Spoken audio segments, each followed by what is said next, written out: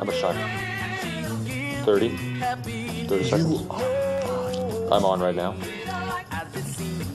I don't believe you. What? He's over there. Split up!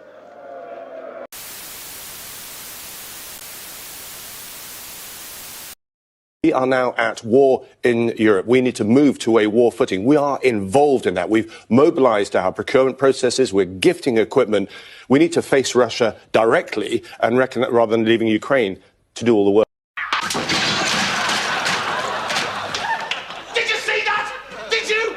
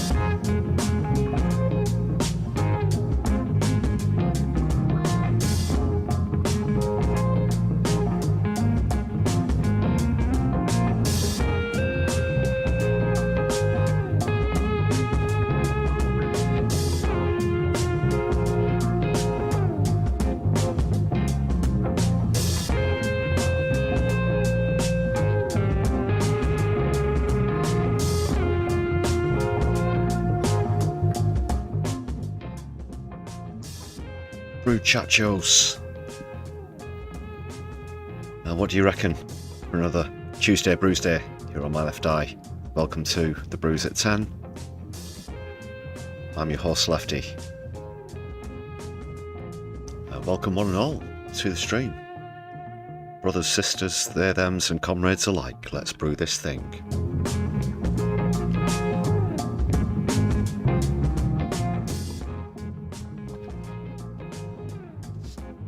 And it's one of those streams with a poll. I bid you vote in the poll, please, good people, as you arrive. A pretty straightforward question, whether you were in attendance or not, you know, based on what you know even. Do you think that your party conference went well over the last weekend?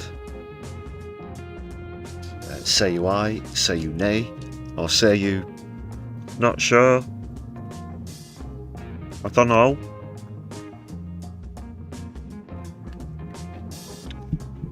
So please do vote as you arrive and hit the thumbs up button as well, please.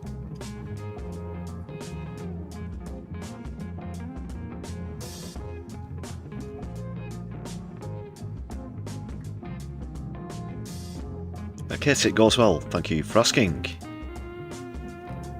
Friend and neighbourhood Scottish Marxist in attendance, good to see you. Give us a shout out in the chat.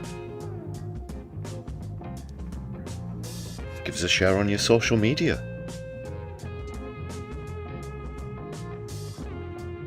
And give us a follow while you're there. We're at My Left Eye UK on Blue Sky, Twitter and Mastodon. Check those out, please.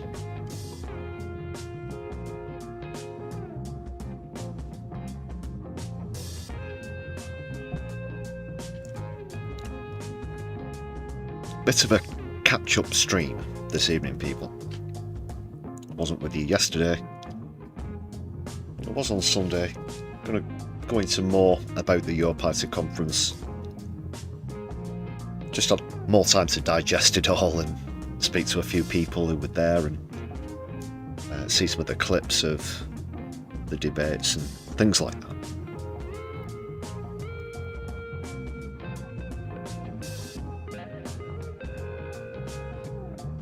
But I'm still not certain myself, which is one of the reasons I've put the poll up, just to see how much uncertainty there is out there in general.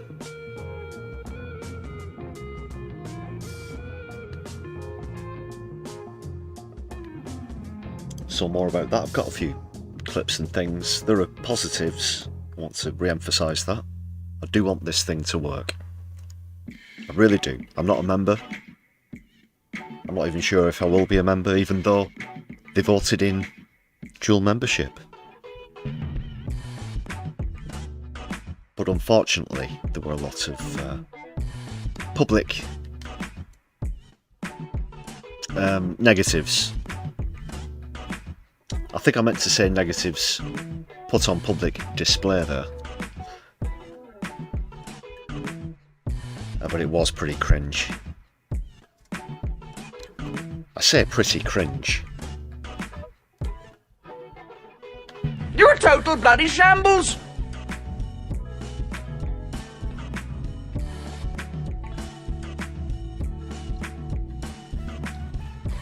I mean, I don't know what kind of things were going through your heads as you were following the conference, perhaps either on your social media or whatever.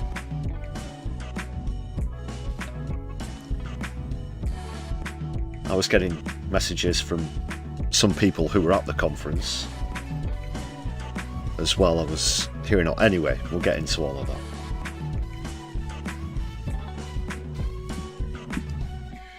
Plus, Lammy is going through with abolishing juries, except in a few cases.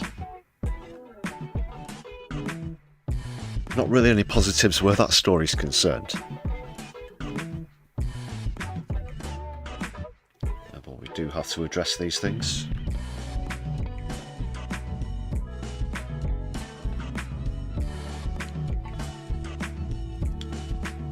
A verdict has come in after one of the inquiries into the Hillsborough tragedy. We're going to be talking about that, as well as Andrew Mountbatten Windsor. Is that another bit of bad news, people? Better dust off your small violins. Shocking revelation about more chicanery where the NHS is concerned, and the sell-off of the NHS and public money into private hands. Apparently Starmer and Streeting have been caught out. Tisk tisk.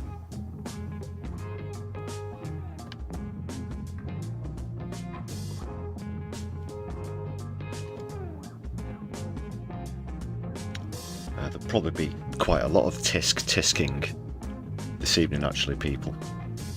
From scrapping juries, Hillsborough, of course, Andrew Mountbatten Windsor. There's always a tisk-tisking when he's around. You dirty fecker.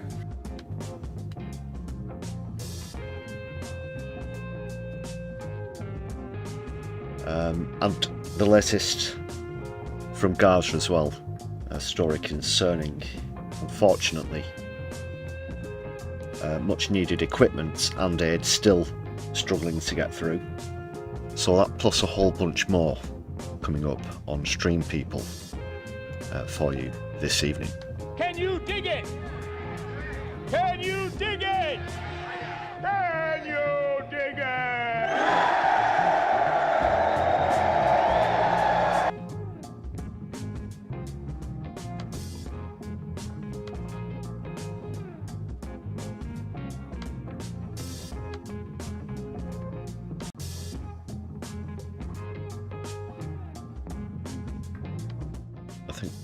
I think we are good. Bit of buffering there. Seems to have corrected itself.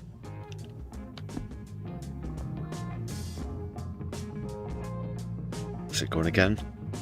Can you hear me? Doc Davies, good to see you. James Holmes, Specs Bean Farmer, thanks for joining us. Sorry if any viewers are experiencing a slight amount of buffering there. Things seem to have steadied themselves. So we will have a shout out to the members. Take advantage whilst the transmission is going through nice and clean, nice and clear. Thank you very much. 108 now, on the way to 250. Every credit to every single one of you. Thanks for your support. Super chats are also open if you'd like to help support the streaming that way. Super thanks if you're watching back later on. There's a Buy Me a Coffee page, and you can check out the link for that in the description of the stream.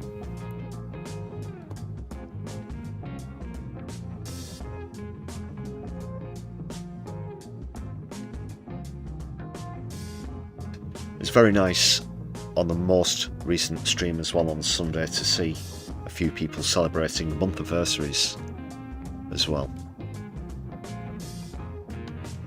Thanks again, people. Solidari-Tea, muchachos.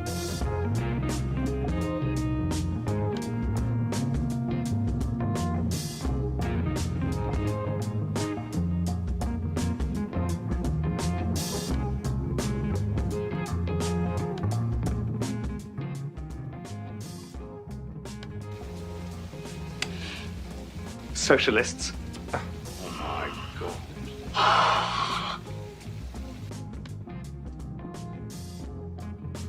Thanks for the feedback in the chat as well about technical confirmations. Coming through loud and clear.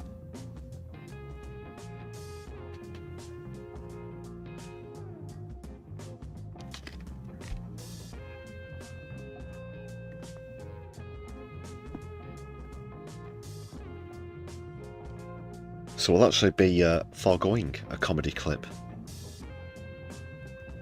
this evening and getting straight into matters. This is a serious channel, all about politics and society from a left-wing point of view. No, we do like a laugh on the live stream. Not adverse to a few puns here and there, tea-based or otherwise.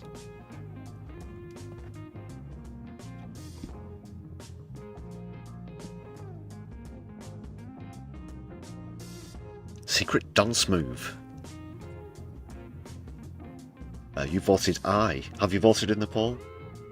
So you think it was a success? It did start with disagreements, but by Sunday afternoon, a unified voice had been created. So through the stream I will be looking at the results. There were amendments and such that were voted on. So that'll give you an idea about the framework of the party and where they're going to be heading. We'll get into I'm certain no no lack of debate where some issues will be concerned.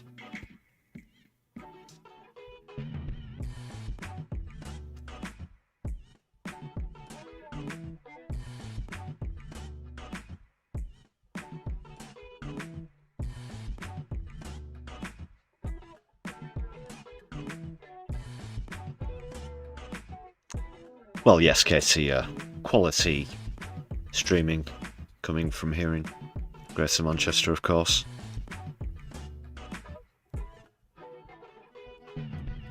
And just back to Secret Dance Move. It's showing you handles, not your nicknames, by the way. Apologies if I don't recognise anybody's. It's been doing that on other channels as well. But that fuck up happened here first. As most of the technical difficulties do. But I will be getting into the collective membership debates, pros, cons, ad nauseum as we go through the stream.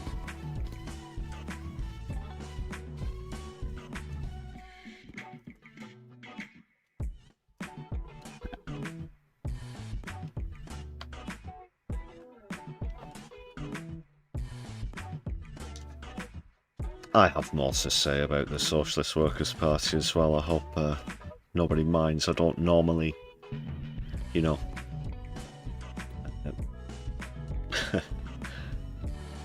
What I mean to say is, solidarity is paramount, of course, but I do have to be clear about my feelings on some matters, some issues, some incidents during the conference. Just going back to a few things that I touched on during Sunday's stream. Right, people, are we ready to get started? I'm going to start with something positive before I go on a tirade about, you know, all the sort of, air quotes, political bodies.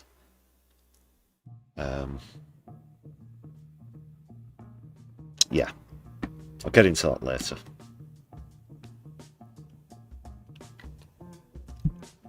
Very dark amber tangent alert there. But we'll start with a clip from Jeremy Corbyn, actually. It has to be said, whatever you think about what happened at the Your Party conference, the vast majority of the speakers were excellent. That is outside of the debacle of amendment debates and whatnot. But the programmed, scheduled speakers were quality from what I've seen. Thanks again to Moishan Toast, who provided us with two great examples, it was, actually, of international speakers who appeared, as well as Jeremy Corbyn himself. So we're going to take a look at just a small section of his speech concerning refugees and the general mainstream media hyperbole, the far-right rhetoric that is basically a disease that is inflicting the country at the moment.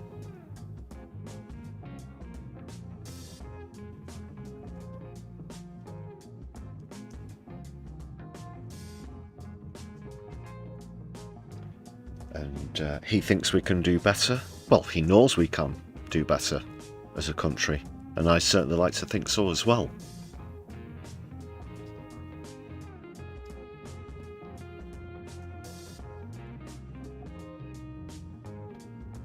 Okay, so let's start with that and then move on. A man whose name I've already said, but who needs no introduction.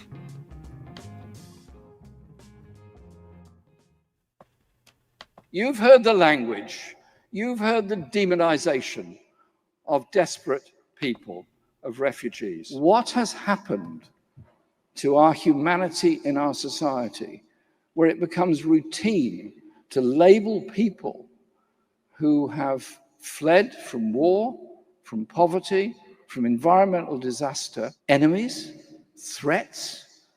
Tomorrow, they'll be our neighbors. Tomorrow, they'll be our doctors. Tomorrow, they'll be our teachers. Tomorrow, they'll be our train drivers. Can I just appeal to everyone? Let's approach refugees and migrants as friends with a sense of humanity, not denigrate them and destroy them and attack them in the way that's going on. And when Reform and the far right simply use them as a means of blaming the problems of society on people that didn't create them. Refugees didn't close hospitals. Refugees didn't underfund schools. Refugees didn't bring PFI into hospitals, didn't bring building schools for the future into education. They're the people that will actually fix the problems, because they're the ones who come here to work and help and support us. And if we go down the road of reform, there wouldn't be too many people able to work in our hospital. Reform are no friend of the working class. Farage, a city banker, is no friend of the working class. Their capitalist model is no friend of any working class community. Yeah, and they want this sort of hyper brand of free market capitalism neoliberalism with, of course, smatterings of century-old racism, xenophobia, the rhetoric, anti-immigration. You know what's happening, people. Don't even have to go into it. That's what people are faced for. They'll find out the hard way if that's what they eventually vote for. But there have been some positive signs lately. Whilst Reform is still pulled to get the most seats, the gains are actually starting to wane. And I'm a poet, and I didn't know it. So we have to absolutely challenge them. But we also have to recognise we've got to challenge the government, the Labour government, that has, for example, this week announced, or last week announced, plans to end permanent refugee status for people. Yeah, and by the way, just going back to what he said about those fleeing war as well, we as a nation certainly hold a lot of responsibility where that's concerned. Internationally, historically, we are at the arse end of a faded empire, if there are any embers still burning, and the way that empire fueled itself was violent. We left a blemish. We left a blemish. I don't want to say a mark, more of a blemish on so many countries all across the world, and plundered and pilfered. I quite recently heard a statistic that I wouldn't really have believed unless it had come from the source that it did. And the source then went into great detail as to how and why. When you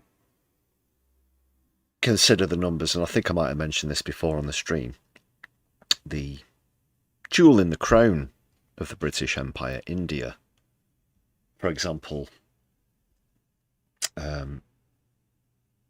lost, well, there was a transfer of 35 trillion with a T, 35 trillion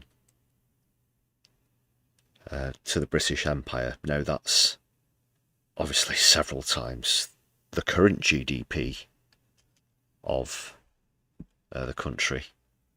To put that into context. And it was theft. It was theft.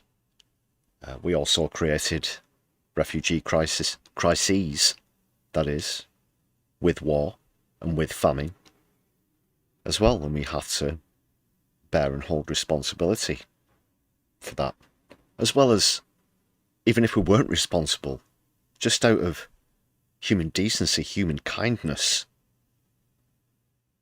you know, that we could imagine ourselves, put ourselves in that position. I think they call it empathy. But there's certainly a lack of that in the main political rhetoric at the moment. But not with Corbyn, and not with your party, apparently, even though he's not going to be leading the party. Neither is Zara Sultana. But I'm sure that message will still follow through. They have fueled the whole hatred towards refugees. I say to all those people that thought they were going to get something better, think again. What you're seeing is an attack on human rights. What you're seeing is an attack on our civil liberties. And it's so ridiculous that these people think, and this is the air quotes logic that people who say they're going to vote for reform possess. Vote reform, brown and black people go away, country all good, and everything will start working again, and it'll go, you know, we'll be magically transported to whatever, it could be in fucking black and white, I think, for most of them. Going that far back in time culturally and whatnot. just completely ignoring how we've developed as a country. Obviously the massive benefits that we've had from migration, but they haven't got a fucking clue what they're on about. You're a total bloody shambles! That is literally the way that they think that it'll go, though. That's one of the most frustrating elements. Even if they do get what they want, this country will still be in the right state. In fact, it'll be in a much worse state.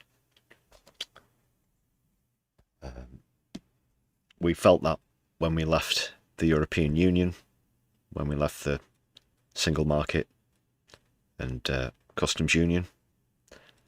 Also lost a great deal of workers as well, and we'd feel it again, perhaps even more so if reform ever got in. Dread the thought.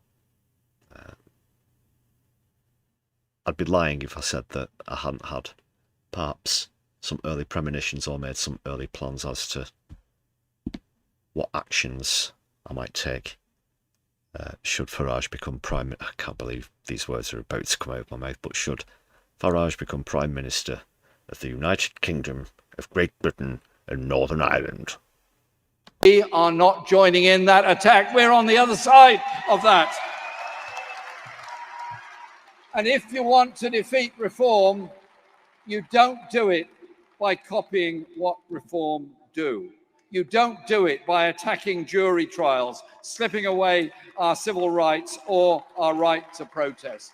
What we need is something radical. Well, speaking of which, do check out the latest video released by the channel as well. Defend Our Jury's protest in Manchester. Yeah, some sort of exclusive content and interviews there. Yours truly on the welfare team. But this is unofficial, by the way. That is the video's unofficial. It's not an official Defend Our Jury's release. But please do check it out and share, because there were some very brave people in Manchester in St. Peter's Square last weekend. Check it out. This alternative.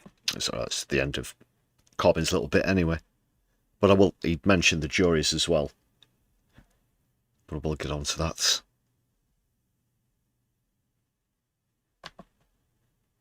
A bit later in the stream. So we can still hold a crowd. I guess. Yeah, while we're on that topic as well.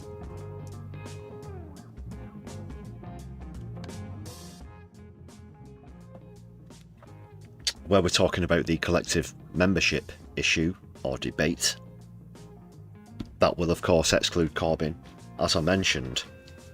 And if you want to exclude a man who got more votes for Labour than any of his predecessors did, including Tony Blair, then you might have a bit of a problem. Because 11 million people wanted to put a tick next to his name at one point. Yeah, there's also the issue of optics as well. Because, well, a lot of people are saying, at least, and I'm still, like I said, uncertain how I feel about certain things. I think losing Corbyn might have been a thing. However, a lot of people brought his age into question and this sort of thing. But I think he's still got a lot of life left in him yet.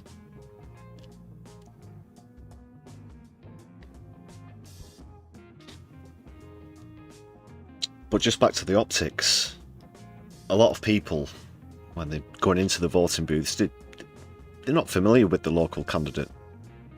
A lot of them aren't. You have to accept that.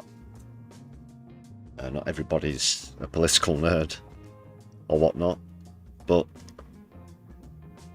they're thinking about the leaders of the party when they go, and they just look for the logo and they go, oh yeah, whoever that is, tick or cross. whatever, or they, you know, spoiled the ballot.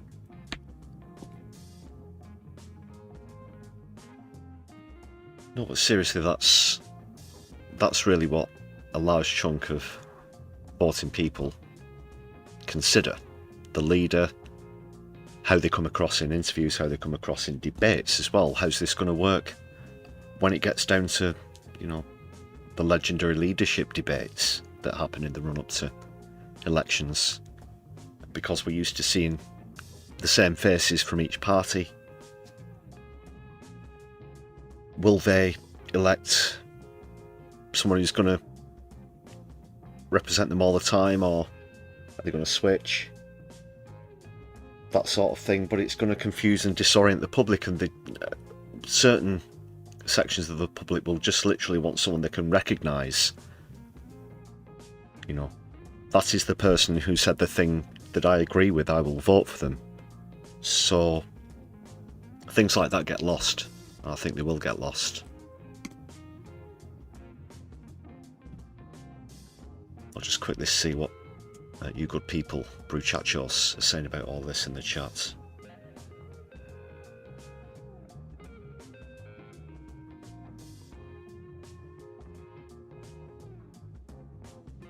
Corbyn was the only hope for your party to even make a political impact in this country. Voting for collectivism has basically retired him, and we've probably lost any hope in the next election, says Secret Dance Move.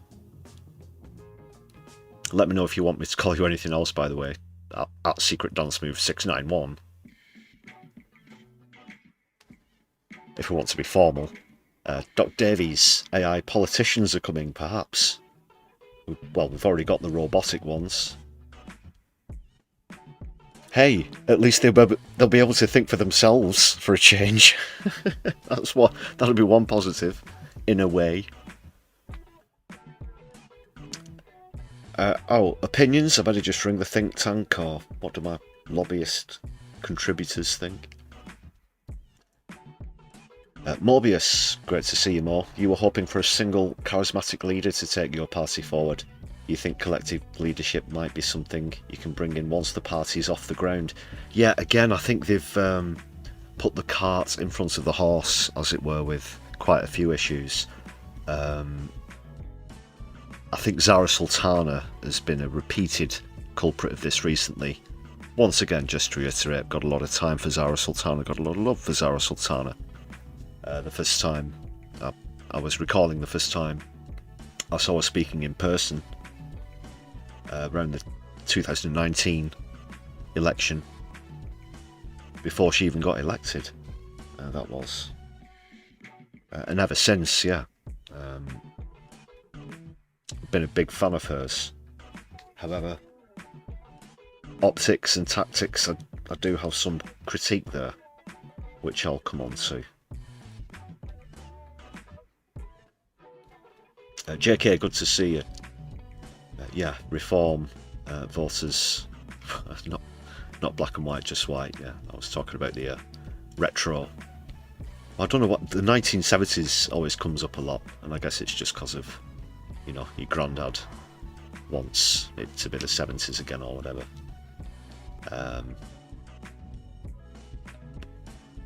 Why not go back even further?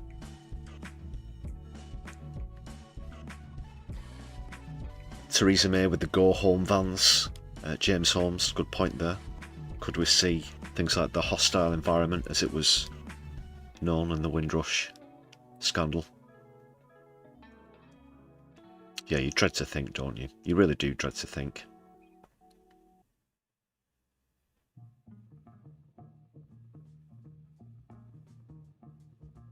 And sometimes you think spin doctors are right, the British people are stupid. I can't say that I'm happy, or I don't know what the right adjective to use is. But the way that the collective have voted during my lifetime, certainly, yeah, it's been a shit show. You're a total bloody shambles!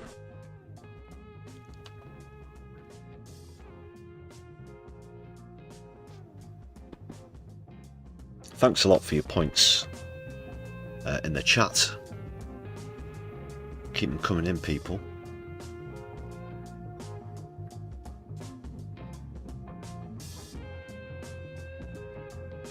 Yeah, so I guess I have to try and stack up what some of the pros, what are the positives of a dual leadership.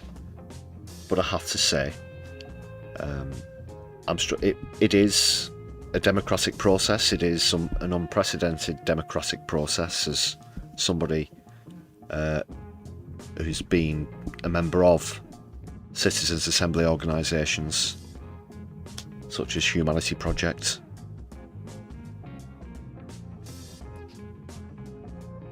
I do have to say it's better than what we've got. First past the post.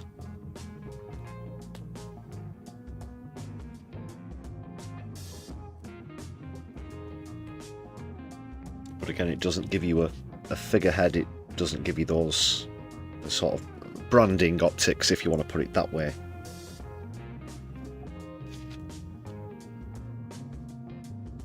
But it's also random, and if the thing is,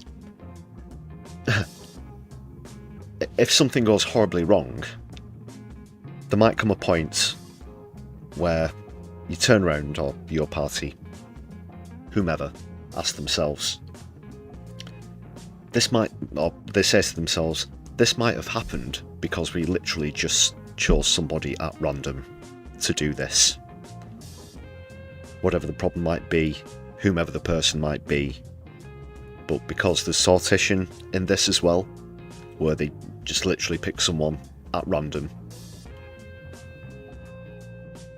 there is a sod it, whatever, whoever will do element to this, which does, you have to admit, bring risk. And you heard it here first. Possibly. How the hell did this happen? Well, who's in charge of this? Well, you're going to love this. We literally chose someone at random. To avoid corruption, there are positive, that's another positive, just to bring it back. It's not strictly new, there was a version of sortition used during the Roman Empire, as it happens actually. And it was a criminal offence to refuse to represent your citizens should you be selected. And it was to wipe out corruption, careerism, planted people, basically Keir Starmers of the political realm. Yeah, your Keir Starmers, your Tom Watsons,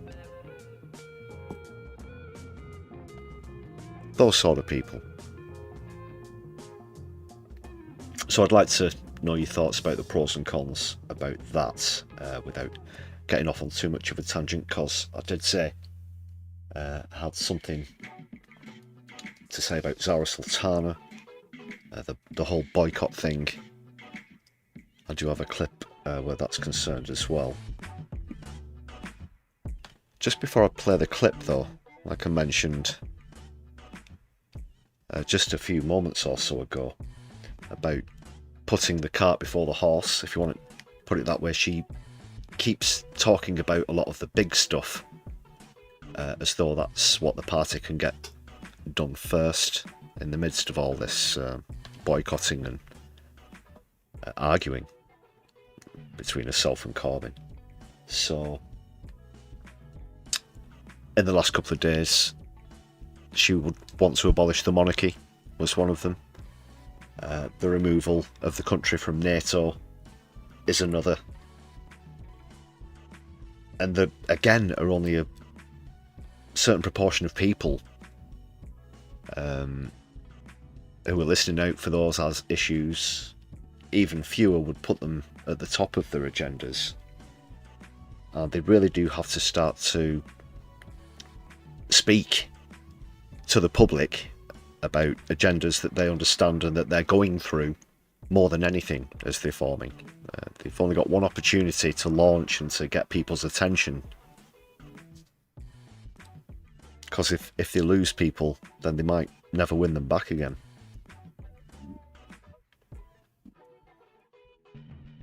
Yeah, so maybe just lay back on these big announcements about sort of geopolitical things, start to talk about essentially poverty, services, public services, things that people can understand. Talk about the NHS more.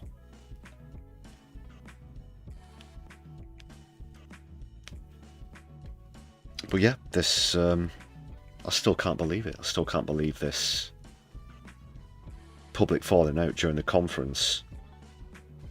Even Reform don't do this sort of thing.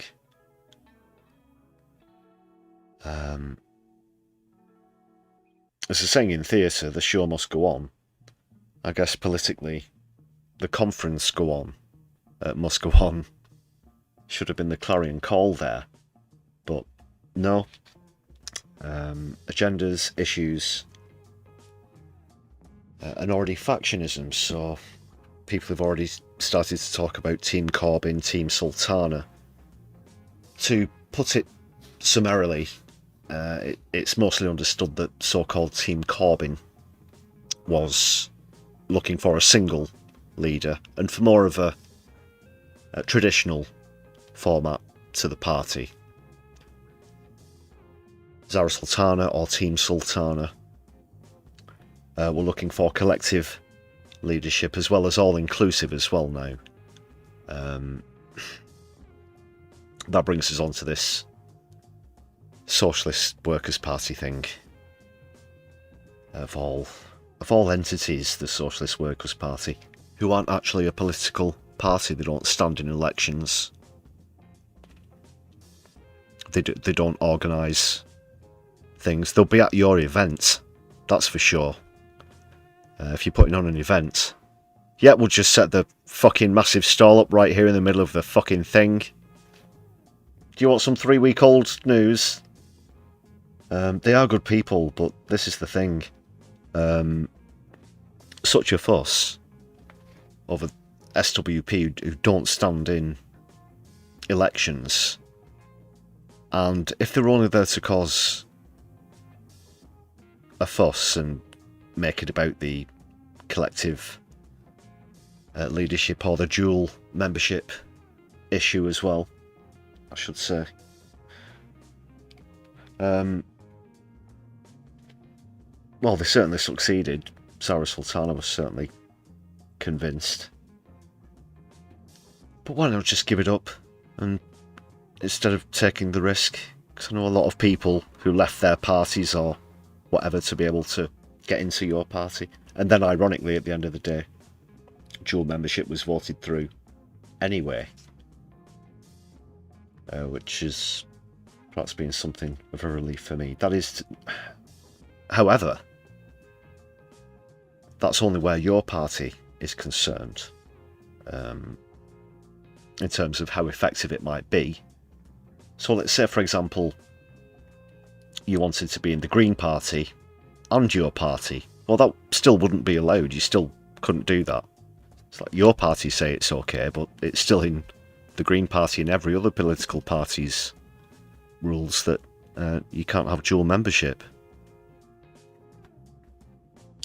So does that make it a moot point?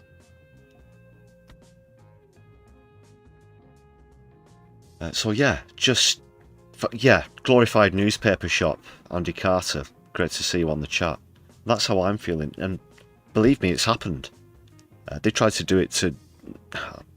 Again, these are socialists. I don't want to sound, like I'm being personal or whatever. But there have been occasions where they just act like they can roll up and set up shop wherever they like because they are the Socialist Workers' Party. You do the square root of fuck all.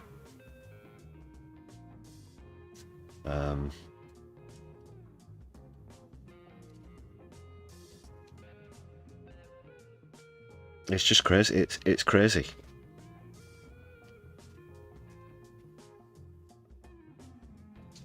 So yeah, if you want to be in the Greens and your party at the same time, you still can't. If you want to be in whatever. If for some reason you want to be in Reform and your party at the same time, you still couldn't. Because that vote doesn't change other parties' rules on dual membership, does it? But they didn't think about that, did they? You're a total bloody shambles!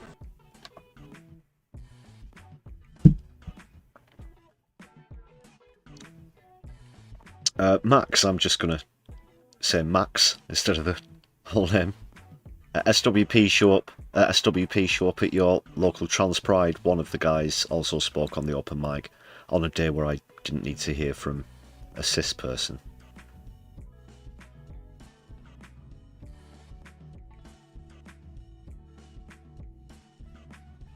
Oh, the SWP, right, got you.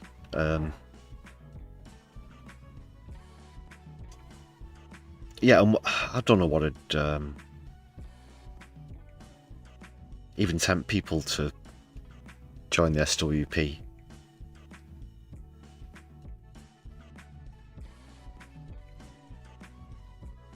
FOL's great to see in the chat as well.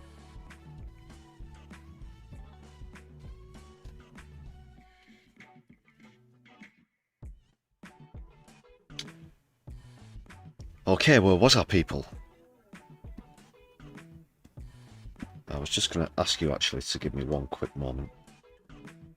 Just going to grab something.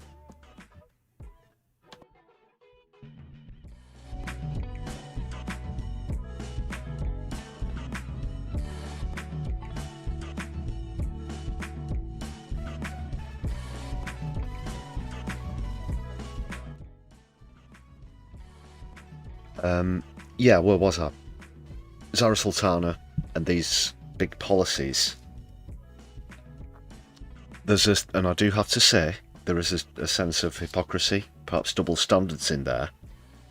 She boycotted and made such a furore, or such a fuss, over the apparent lack of democracy from turning people away, whether it was SWP or others, and saying that it should be all-inclusive and, you know, collective, and the members are going to decide everything. It's going to be your party and they're going to own it and decide what happens with it and everything. But she announces policy after policy after policy as though it had already been voted on. So what could be another problem with that? Well, she invites the opportunity that should the votes go the other way, she's going to be left with, you know, mud in her eye, egg on her face, whatever allegory you'd like to put to it. So she can't come out and say, this is how the people are going to vote and we're going to have this policy and that policy, when there hasn't been any voting going on yet, at the same time as saying, well, how do we, or however it be, these invisible operators, apparently, that turn people away, who haven't been named yet, but it's strongly implied that they're from Jeremy Corbyn's camp, but no specific names have been named. So she can't have it both ways. So she's going to decide what the policies are, but in other elements it's undemocratic because some whiny people from the SWP threw the toys out of the pram. Instead of rolling up to the or when they got the email the day before or whenever it was, sorry, you can't come to the conference because dual membership. Alright, well, sod it, I'll email the SWP and tell them thanks, but fuck off and I'm going to join your party. That's really the way it should have gone down.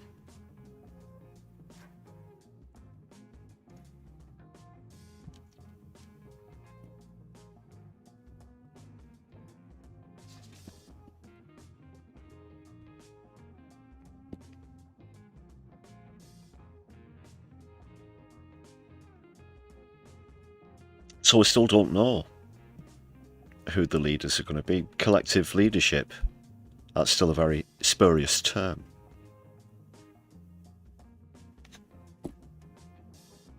I think it poses a huge logistical problem as well. It's very difficult to campaign as it is in the traditional sense with one candidate, and you normally obviously get their a deputy in this country or running mates in the United States along with them at rallies and such, but that's difficult enough to organise as it is. But when you're going to have a multitude, an unnamed number of literally everybody, or just a group, a committee, oh no, committees.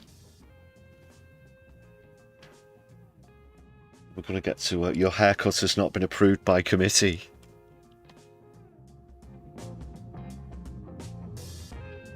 You see, it is a socialist haircut, it's just not socialist enough. You're a total bloody shambles. And if we're going to win this war, someone is going to have to turn you into soldiers. And that someone, ladies and gentlemen, is me! I'm watching you, Gandhi.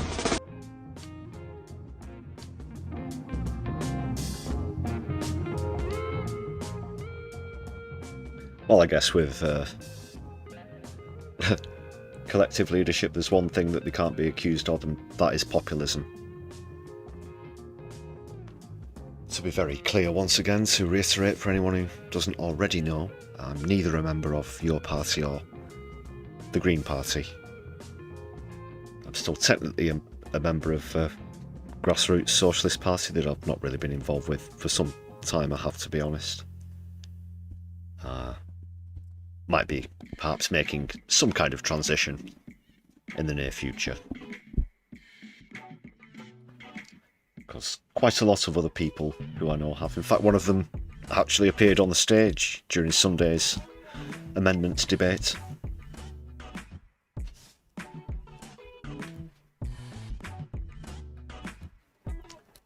I thought something like that might happen. It's like, oh god. It happened a couple of times actually. There were one or two other people as well. But I don't want to get distracted. Yeah, let's take a look at the results of the votes on the amendments. After a quick look back at the whole Zara Sultana boycott thing in this little clip, which I think sums it up well.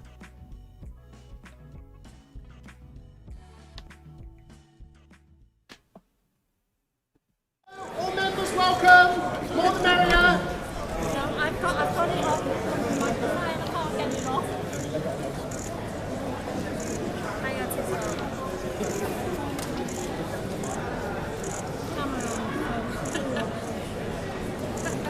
is everyone in?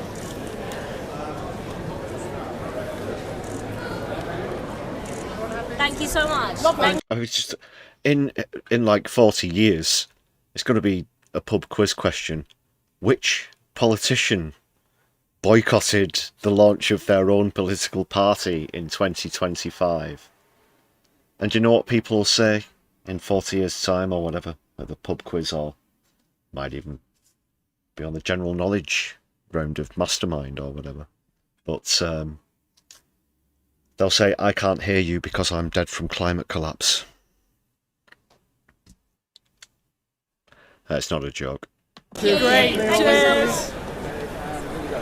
The question is, whose party? I'm disappointed to see on the morning of our founding conference people who have travelled from all over the country. You're a total bloody shambles! On their train fare, on hotels, on being able to participate in this conference, being told that they have been expelled. That is a culture that is reminiscent of the Labour Party, how there were witch hunts on the eve of conference. I do agree with that principle, and some of these people have been paying the direct debits and paying the dues since they signed up for your party. I totally get that. I know that a lot of people would have had to go out of the way to be able to make it to the conference, a great deal out of the way, geographically. But they're that dedicated, they really want this to happen. But that should have been dealt with internally instead of communicated and broadcast across the mainstream media, because you might as well have stood on top of the Houses of Parliament with a megaphone screaming, here's a stick to beat me with, Nigel Farage. Or just, I don't know, use your life savings to set up a troll factory, an online troll factory or something, because that's what you're going to get with this sort of thing. And it's supposed to be a public show of solidarity. I do get that element as well. But that's not what the general public are going to see. You have to understand the mindset of the people who you're talking to, that this is going to get through to. And it's not just an internal socialist or your party thing. It's across the whole country. And even though I'm not a member myself, I feel somewhat embarrassed by this because, as I said, these are people who politically I admire, the likes of Jeremy Corbyn, Sarah Sultana. I saw other great speakers and other people present at the conference as well.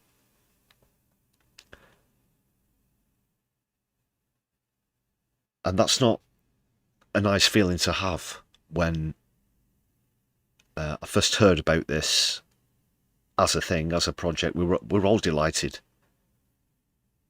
And I can't remember how many people it was that initially signed up to the website. It was in the hundreds of thousands. I think it got to 400,000, something like that. We thought, well, this is it. This has got to be it.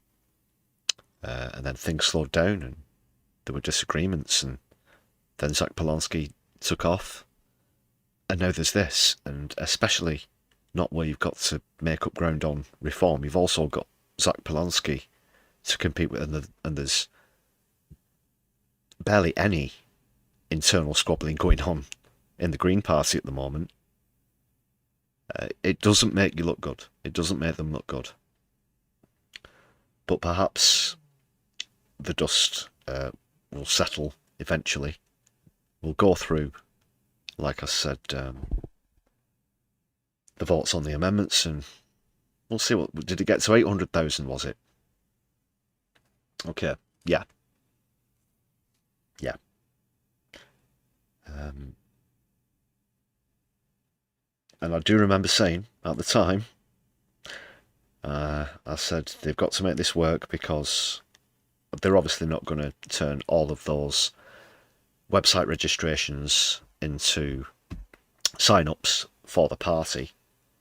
But if they could aim for somewhere around the 70%, 75% area, that would be fantastic and a great place to start from. And they could even challenge Labour and even perhaps get back to becoming the biggest party in Europe, which is something that Jeremy Corbyn has achieved previously. So now that the numbers are in the tens of thousands, that's a totally different picture.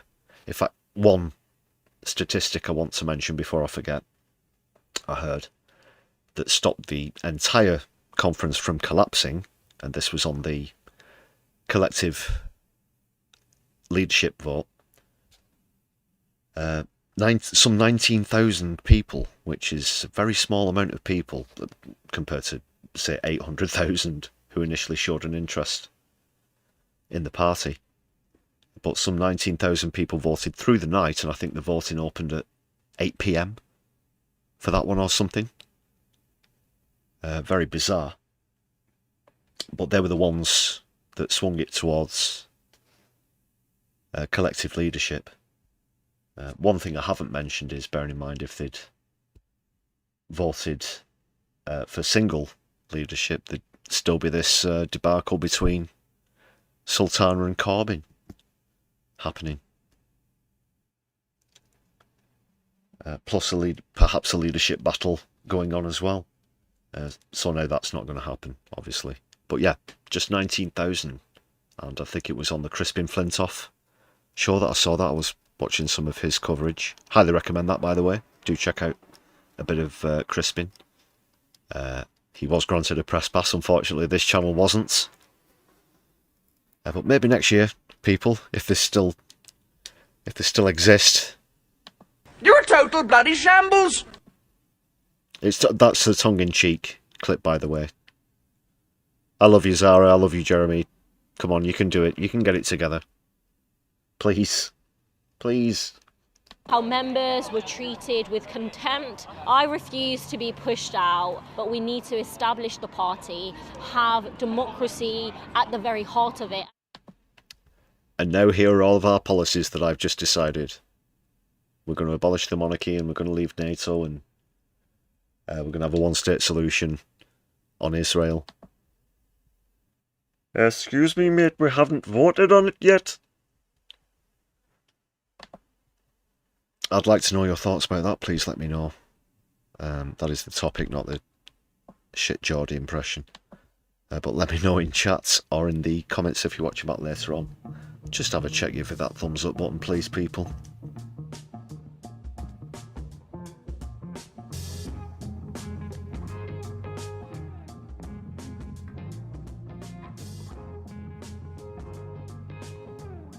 And I do want to hear from your party members as well.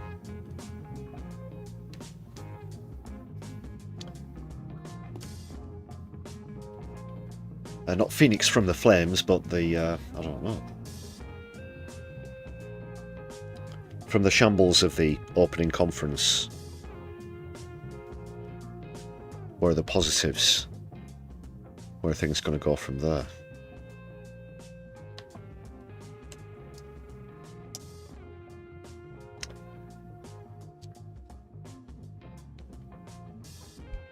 Just before we go over some of those votes, speaking of voting, but polling, 48% of you say you think that the conference went well, 17 say nay, 35% say not sure, so overall most people think it went rather well.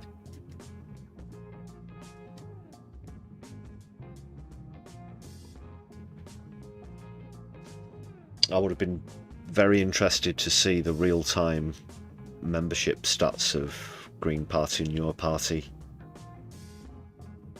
as well during the weekend,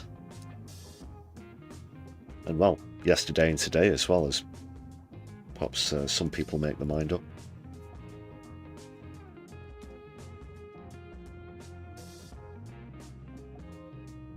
So that's what you think about it so far. And I think Jeremy Corbyn would agree with you. We're going to take a look at an interview he did with Sky. I think this is from earlier today. And then we're going to take a look at some of those amendment voting results. Let's get nerdy, people.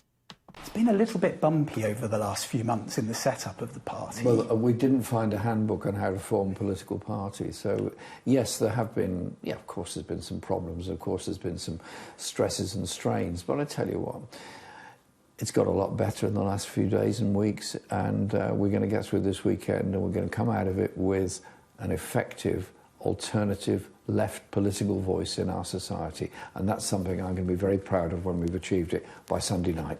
Zara Sultana, obviously, is another big voice in this movement. She's here. Friday, I think it was from Friday, sorry, the interview.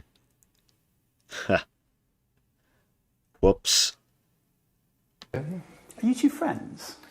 We're colleagues in Parliament, and we obviously communicate, and so we'll see each other tomorrow morning in the conference. I mean, and she'll be speaking there. Have you both been involved in the sort of organising of this? More me than her.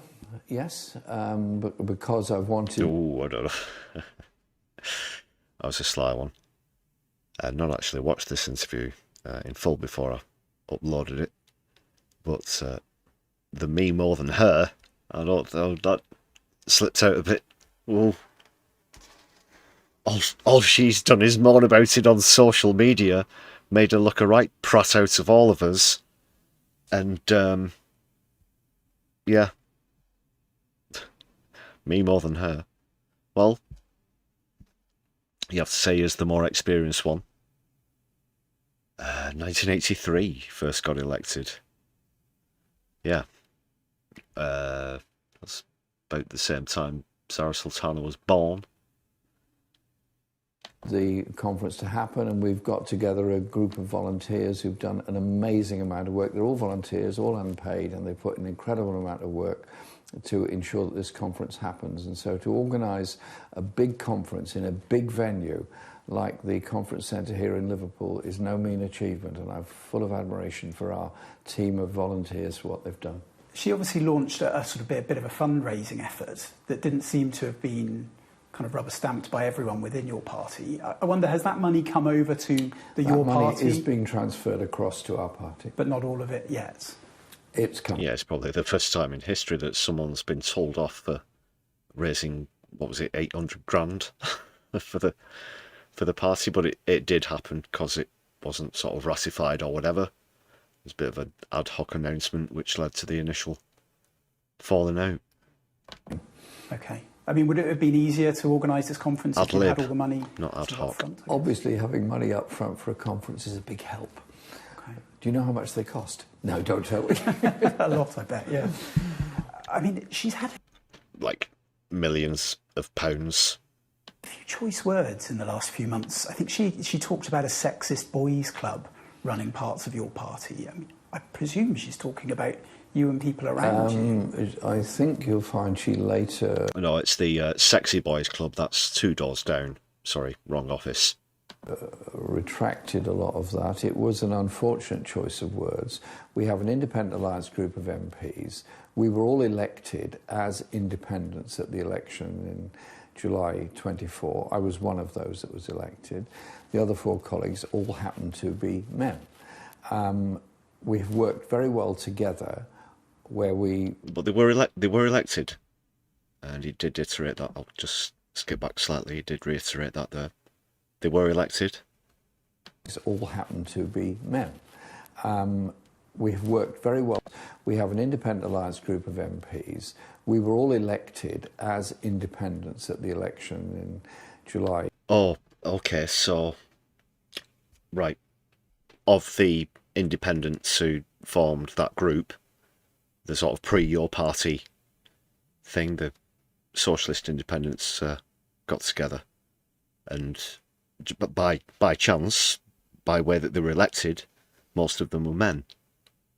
So it's not been something that has been deliberately structurally formed as being misogynistic or exclusive towards women. And I know that I am saying that as a male, and Jeremy Corbyn is saying that as a male, but if that is the stark fact of it, then you have to say that the whole thing was a bit hyperbolic, as our Sultana's concerned. And I really hate to criticise either Corbyn or Sultana. It pains me so, to be honest, because there's very little on issues, on policies, on their politics that I personally disagree with. But it is in the management, it's in the handling of everything. And it harks back, some of this has brought back memories of almost wanting to scream at the TV in the run-up to the 2019 election when Jeremy Corbyn, you know, for all of his pros, wasn't perhaps at his best during live TV debates. And when they brought up the AS scandal, these jumped up accusations of anti-Semitism at him and within the Labour Party, he could have wiped them away with but 3 sentences. And I found myself using them quite a lot on social media at the time. I remember just pointing a few things out. One of them is that there were fewer registered complaints about anti-Semitism in Labour than any other party. The second is that 80% of the complaints apparently came from just 3 different people. You'd have to say probably some sort of agitators, some sort of agents or whatever. Instead of the repeated line that he used, and he said every time it came up, he goes, "Oh, just one instance of anti-Semitism is one too many," and he would go off on. He would go on about something else instead of just cutting to the facts and pointing out that it was a scam, that it was a shambles, that it was hyperbolic nonsense. 24. I was one of those that was elected. The other 4 colleagues all happened. Sorry, tangent alert there. This was supposed to be about the accusations of the boys' club within your party, but from what I've seen, it doesn't look like it's as Zara Sultana would have had us believe. To be men. We have worked very well together where we decided what we're going to do. So we worked very well together in holding the government to account on arms sales to Israel and the genocide in Gaza. We worked very well together on ending the 2-child benefit cap and a whole lot of other issues now, particularly the threat of the ending of jury trials in Britain. And so we are a group that is not a political party, it's an independent alliance of MPs in Parliament, and I think we've worked very well together and been very effective, and I think there is a model and an example there. It's been Okay, Jeremy Corbyn there. Let's get into some statistics, people. Let's see what's happening.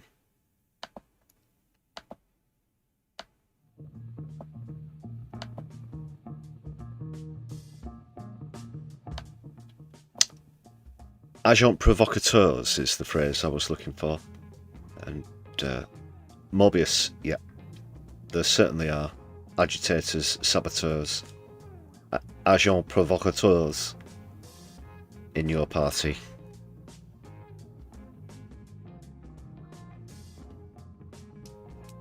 There are lots of people who have a lot invested in things that a Corbyn comeback would put to ruin.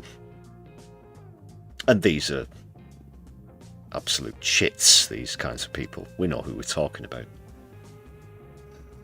There's a lot of capitalist interest in stopping your party, so they're going to throw everything at it and into it by whatever nefarious means they can.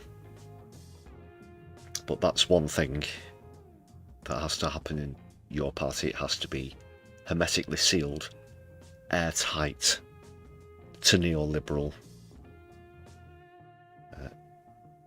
agent provocateur.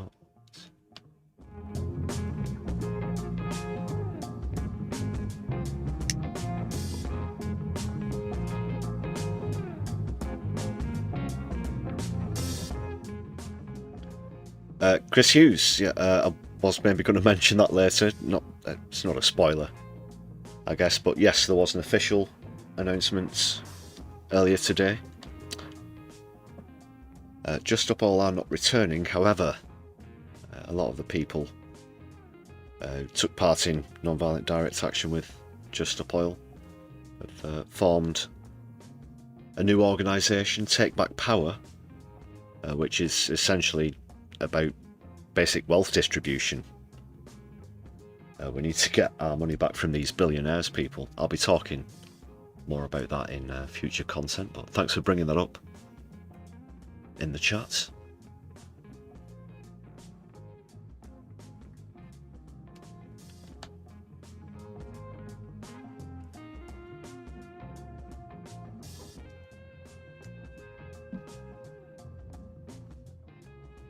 Would you put Socialist Workers' Party in the agent provocateurs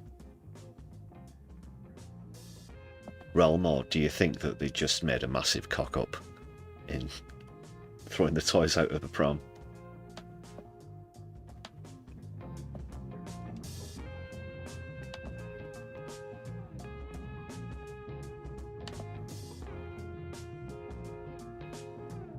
So after all the arguments, what were the results? Get this up now.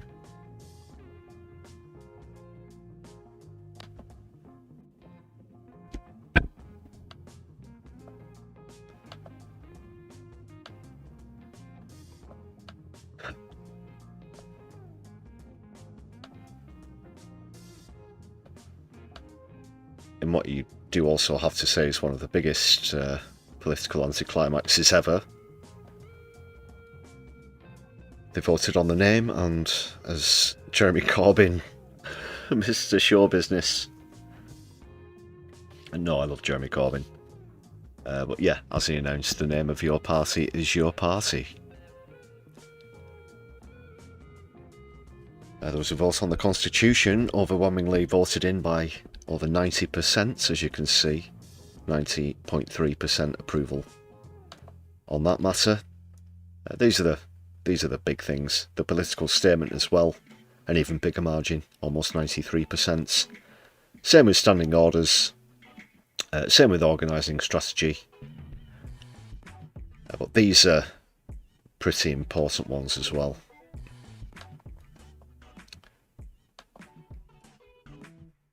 Just readjust so you can see all the text.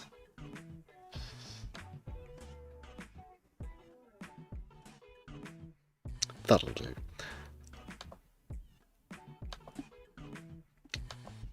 So as to whether your party should explicitly signal it is a socialist party, I can't believe 20% didn't accept, but 80% did, of course.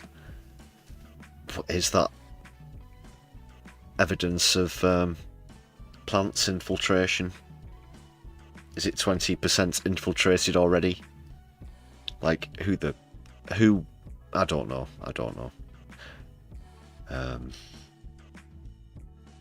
But I approve, of course, that was voted in. Also, that it should explicitly signal that the working class is at the heart of the social alliance it seeks to build. 77.85% accepted. Again, you know, get with it, the roughly 23% who didn't. But even fewer thought that your party should be a mass party rooted in the broadest possible social alliance. 67.9% accepted that one.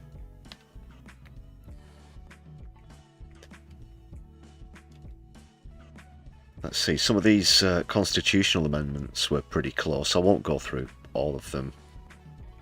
Dual membership we've already mentioned, of course. That was a 69.2 to 30.8% margin. But leadership model, clause 3.c, was a very close run thing. 51.6% voted for collective leadership. Very close. You could put a Rizzler between that, mate.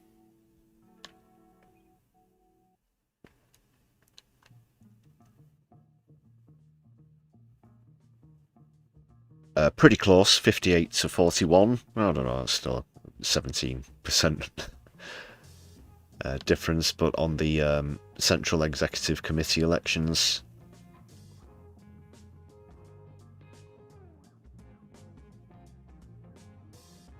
strategy amendments, let's have a look at some of the big hitters here. To support independent socialist candidates was voted through by 72%-ish.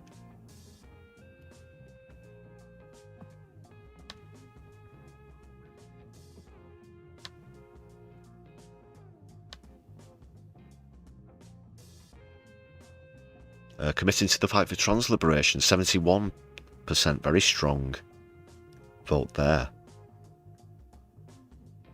Very progressive as well, that's good to see. Big win for the trans community there. Prepare for the May elections with a bold anti-austerity stand, 90.3%. Yes. You don't, you know, go door knocking and talking about abolishing the monarchy and removal of NATO 9 o'clock day one. Well, I wouldn't. You've got to be tactical. Add anti-oppression as a principle. 88% voted that through. Oh, a lot here. Yeah. I'm glad that this one went through. That members can vote through online voting systems, as opposed to having to be physically present for voting at conference.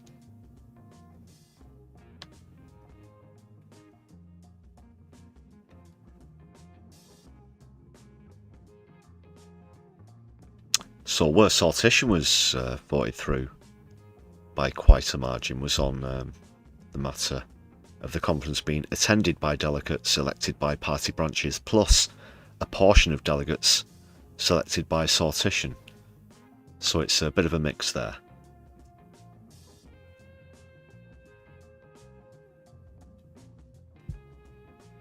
So there will be sortition.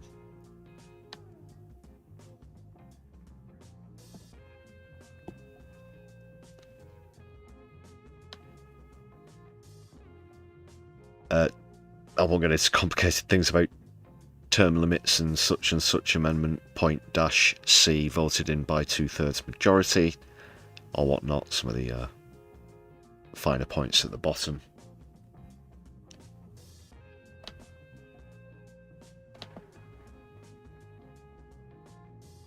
Well, I've not asked what you think about the name on this stream yet. Have they stuck with your party? I think we can all agree there could have been better choices or more choices. But out of the 4 that there were, your party it was, not our party. The Progressive Alliance or the many.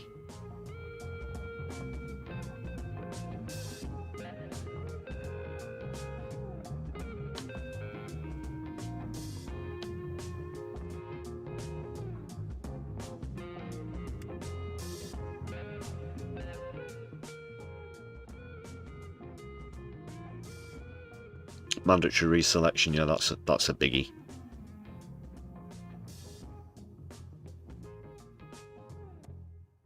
Of course, Starmer had all of his lackeys parachuted in, didn't he? But you can take a look at some of my ramblings from the early days on the channel. Rather you than me. I think I cringe if I hear any of the stuff, or even worse, the older stuff.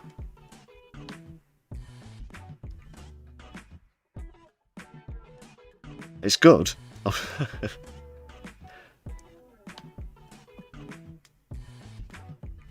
I'll do the cringing.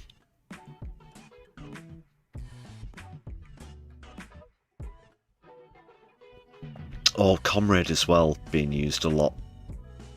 I did see that during the stream. I don't mind it, of course, comrades. Good people. Brothers and sisters, comrades and their thems alike.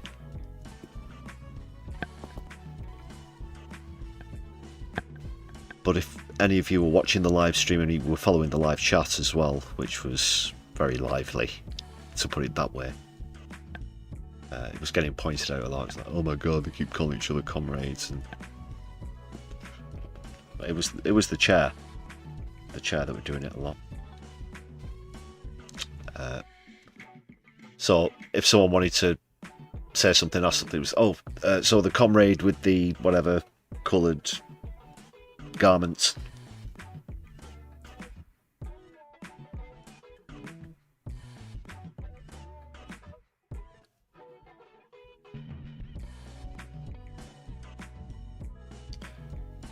So a real mixed bag. Can't deny that I was frustrated. Ultimately, I'll just bring it back to what I said at the beginning of this whole piece, really. Still really want to see your party work. There's still a chance I might eventually join your party. A lot of love for Jeremy Corbyn, a lot of love for Zara Sultana. Hopefully now that these things have been voted on, they can start to sort things out between themselves and this personal rift as well. Though neither of them may not be the leader, I still think that what they've done deserves a lot of credit, and well done for them, even though parts of it have been a bit of a tongue-in-cheek shambles. You have to agree, whichever angle you come in from. But I'm not using this as any sort of... There's been a pile-on, coming from the far-right trolls, as I mentioned before. I'm certainly not going to be privy to that. Even though I do have some criticisms. Yes, Brother Morbius. I like the term comrade as well. Getting the right pronouns here. Strange. There are a lot of regular viewers whose pronouns I don't actually know. Well, it's not always apparent.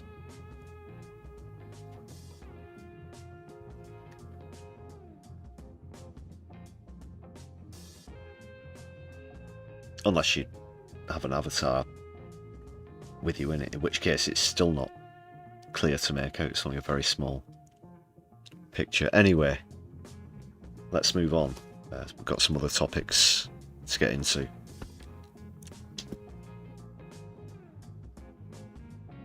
Yeah, I guess the last two uploads on the channel where videos are concerned covered this. David Lammy removing the right to trial by jury for most cases, apart from more severe manslaughter, rape and murder.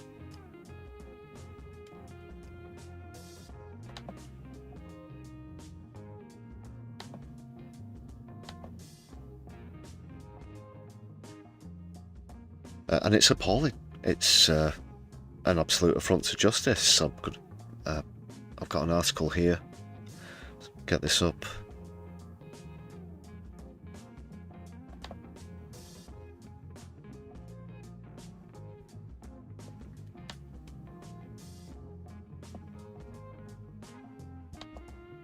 And it's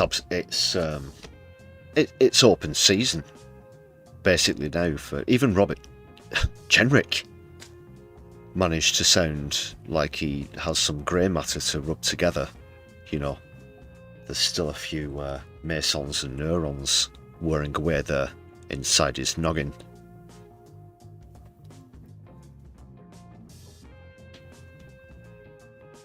Because David Lammy and Keir Starmer themselves, of course, claim to have something of a dabbling in legal matters, don't they? But the amount of times that they've stood up for the right to a jury in the past is now being thrown back in the faces that even Kemi Badenoch and Robert Jenrick, of all people, can't miss.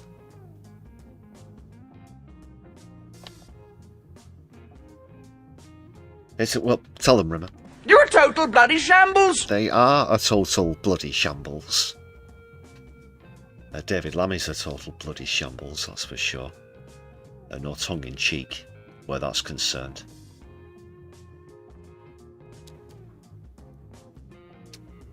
Night more Solidari-Tea. Hopefully I'll be seeing you soon. Take care.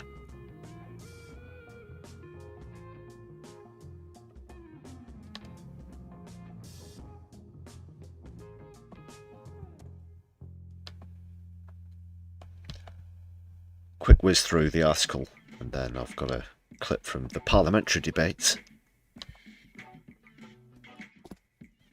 that I think will be worth a watch, with a familiar face.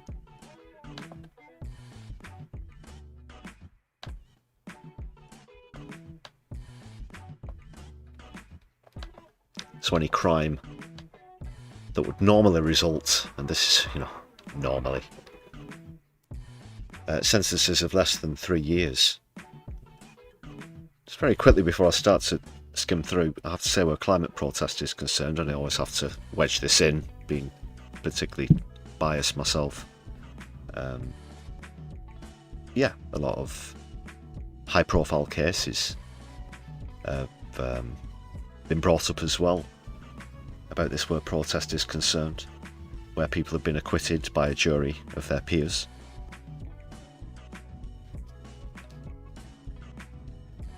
Climate protesters. Do you remember the toppling of the statue? Of course, that was a jury trial.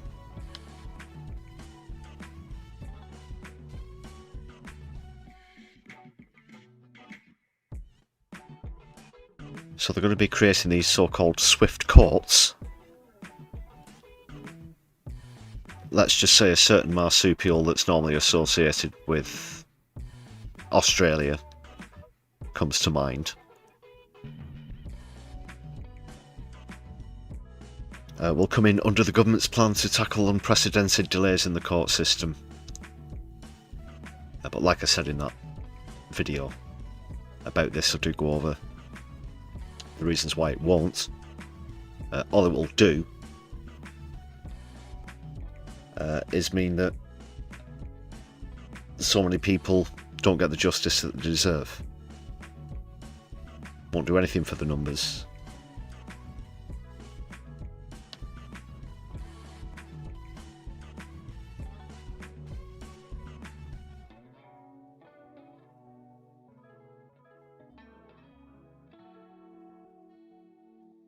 Well, obviously there's going to be magistrates and things instead. Just reminding the backlog is almost 80,000. And that's where it's going to stay.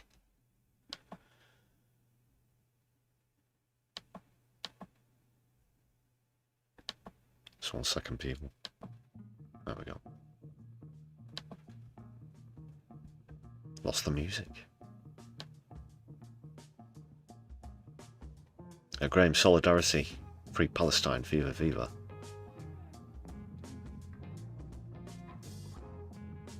There are around 1.3 million prosecutions in England and Wales every year. 10% of some of those are mine. Of those, 3 out of 10 results in trial. That's, yeah. And that's just in my Signal chats. Tish.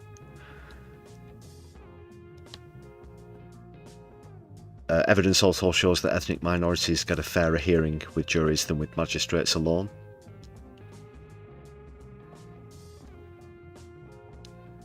Chris Hughes, you know what I'm getting at. Yeah. What they call swift juries. Or swift trials. Was it swift juries or swift trials? Swift courts. That was it. Yeah. I went over a course historically why they called kangaroo courts due to a shortage of judges. Judges would sit multiple trials on the same day, moving from courtroom to courtroom, making quick and rash decisions. Hence kangaroo court, because people didn't really get the justice that they deserved in those either. They just wanted them over quick, and that's all there is to it.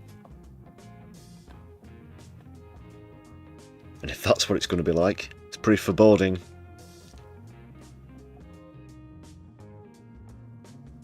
So this is what Jenrick said. And like I said, this is like shooting fish in a barrel for this guy who generally is best used as a hat stand. But he asks, why on earth does this Justice Secretary think he has a mandate to rip up centuries of jury trials without even a mention of his party's manifesto? And as I point out in recent content, we have had the right to a jury since Genghis Khan was conquering Asia and half of Europe.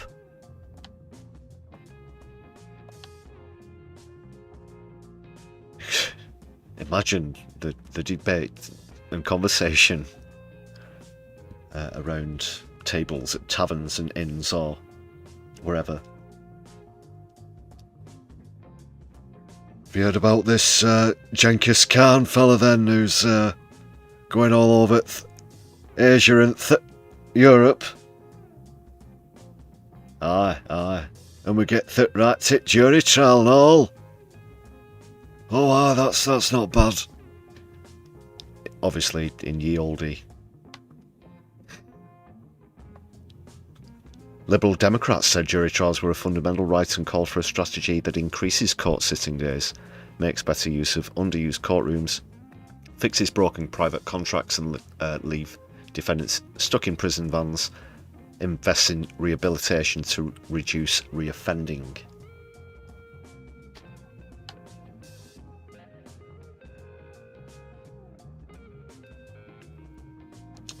Yeah, and it isn't juries that have caused the backlog either. One thing that's come up is jury trials have gotten slower throughout the years, the decades, the generations.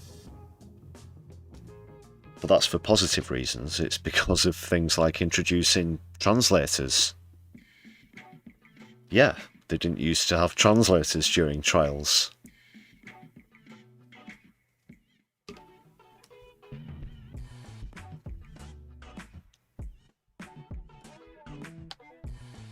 As well as also facilitating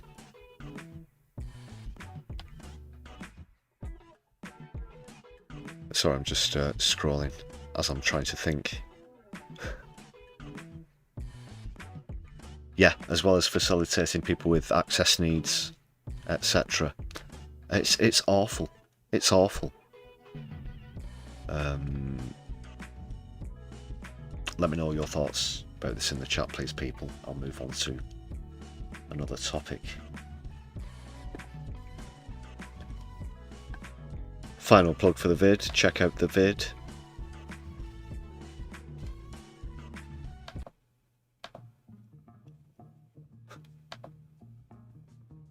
Might not actually be the last plug.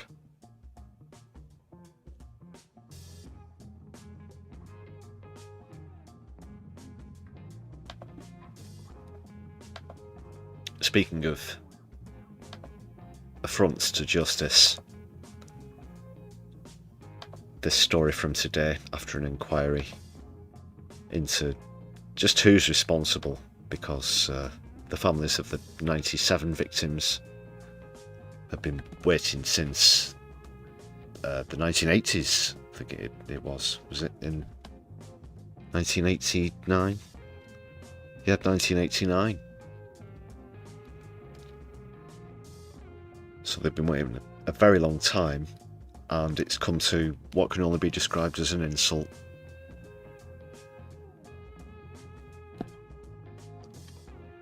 For anyone not from the UK or not familiar with this, it was an absolute catastrophe during an FA Cup match in 1989, held on neutral ground at Hillsborough in Sheffield. But as you can see, the 97 Liverpool fans were killed after essentially very, very poor decision making by the police led to a stadium crush and overcrowding of the stadium. 97 people died. A lot of the tabloid media had a lot to answer for, shamefully blaming Liverpool fans, making up stories about violence, about pickpocketing dead bodies as they lay on the football pitch. A lot of the Red Tops, just the most revolting, you know, the absolute worst of the worst where the tabloid media is concerned, and we've definitely got some of the worst of it in the world. Here in the UK, I guess we have for some time now. But now it's transpired that those responsible will never have to answer for what they've done, because they've since retired, but they would have had to face a gross misconduct proceeding within the police service. That is all that there would have been. Like I said, 12 people now retired. Those 12 people will never have to stand in court for what they've been found to be responsible for. A lot of the victims' families have now passed away. I've spoken to people who had relatives who died in the Hillsborough tragedy. And tragedy isn't the right word, because tragedy implies some sort of random chance as opposed to gross negligence, bordering on, dare you say, manslaughter.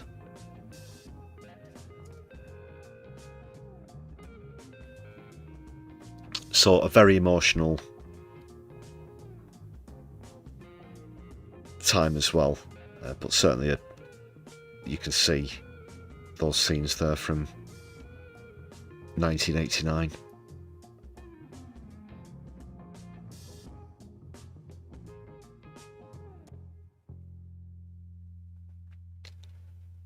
Ten breaches of the disciplinary code.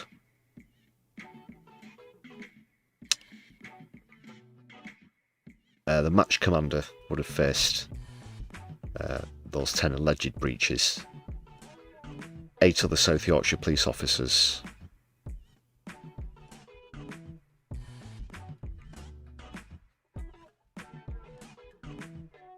Now, even though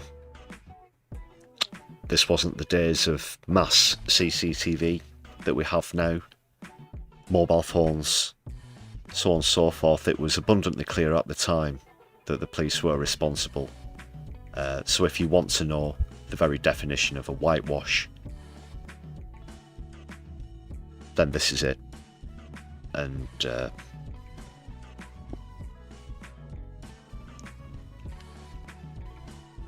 it besmudges us all. It's shameful. There are no other words. And I'm not a Liverpudlian myself, but I say from another area of the northwest Solidari-Tea.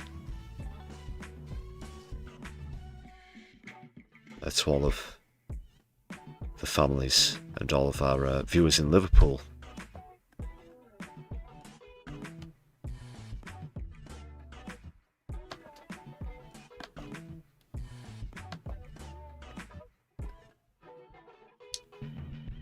Be back with you in just one quick second, people.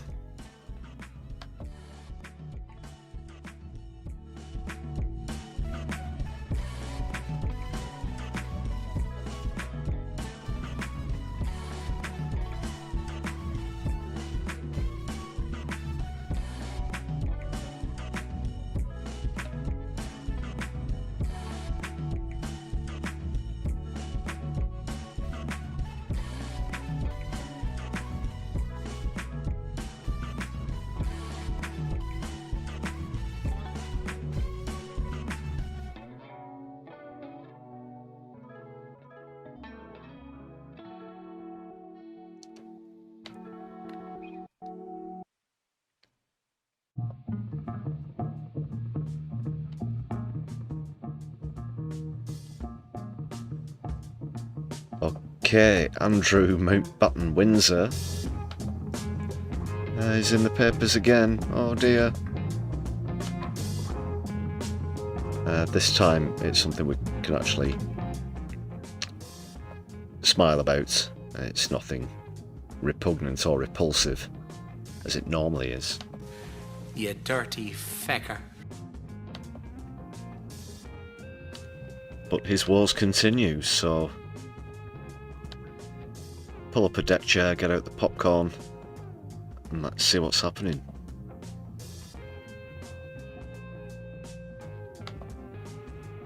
He won't get any money back after he's moved to the Royal Lodge, which he's described as a cottage. But when you okay, just in case anyone hasn't seen the picture of what it actually looks like, before I scroll down, just close your eyes. And when I say the word cottage, what do you think? You know, perhaps a tiny one-storey, maybe a thatched roof even sort of going on, but little cosy place. Maybe a little pathway up to the door, little front garden, little back garden. Somewhere a retired person might like to spend the time, enjoy nature, or whatnot. Cottage, yeah, that sort of thing. So this is what Andrew describes as having to move into. Look at this! That's the cottage.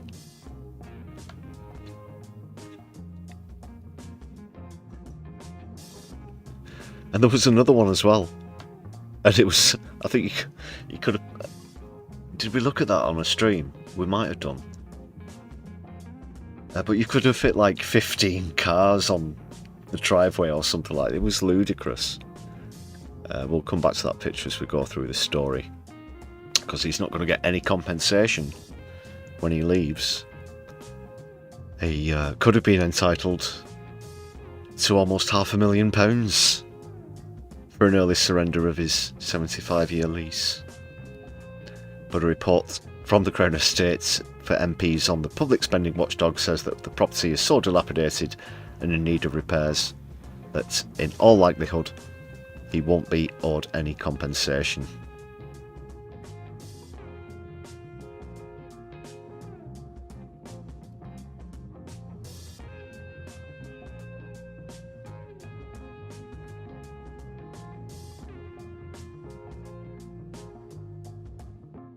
Look at that place.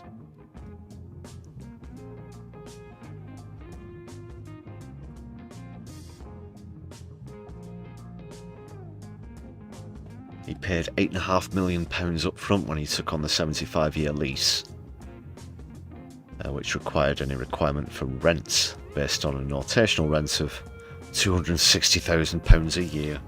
£260,000 a year. Fuck me running.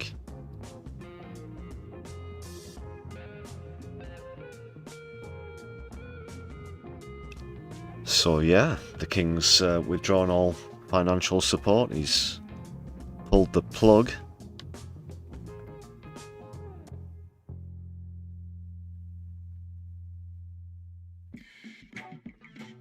A deadline also recently passed where he was asked to, was it contact one of the investigative bodies in the States? I'm not sure if it was the FBI or whomever, but they wanted to speak to him.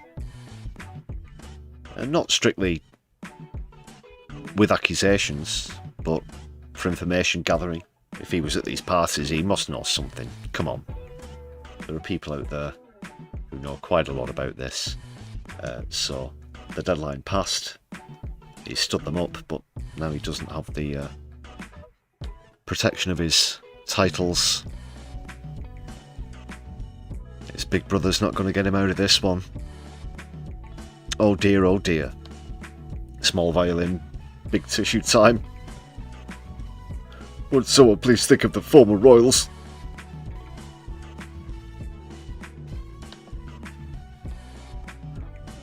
I mean, at one point, there was no ice in the bar.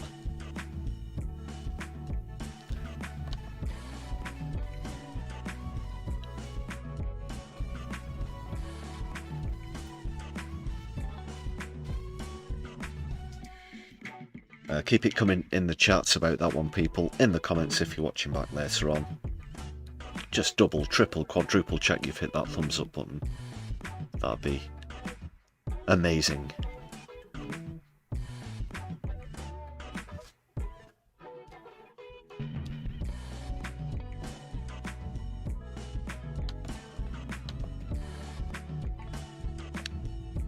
Speaking of amazing, another great bit of work from Canary news outlets.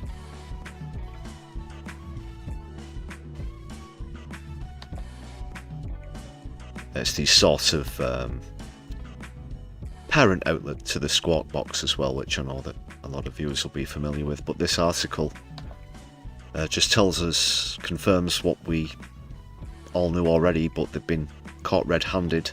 We knew this was coming. And here we have it.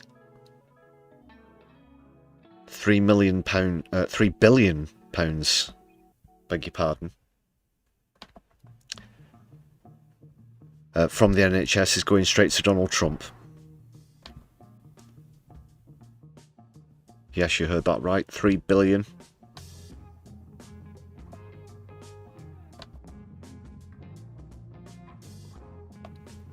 Stick that in your black hole, Rachel Reeves.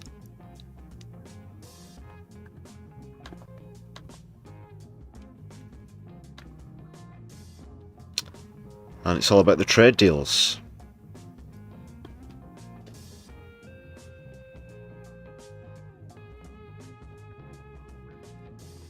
So in return for tariff-free in the United States, they get $3 billion, and that goes to Big Pharma. It's going to go to the Pfizers, the people who treat the sick as customers, not patients. These are people who, if you had a magic box and you opened it in front of them and said, there's a button inside and if you press it, it will rid the world of all diseases forever, they wouldn't just hesitate to push the button, they'd probably punch you in the face and run a fucking mile.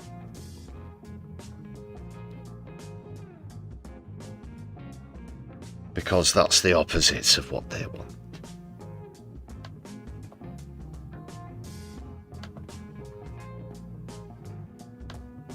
Keeping people on drugs, that's what they're about. So yeah, the deal increases annual NHS spending on drugs by 14% from its current 21.6 billion and 25% on so-called new medicines, which is an increase that comes while Health Secretary Wes Streeting refuses to meet NHS doctors' entirely justified pay demands and lays off thousands of NHS staff. Sorry, I didn't have the actual Shut Up Wes insert on standby there.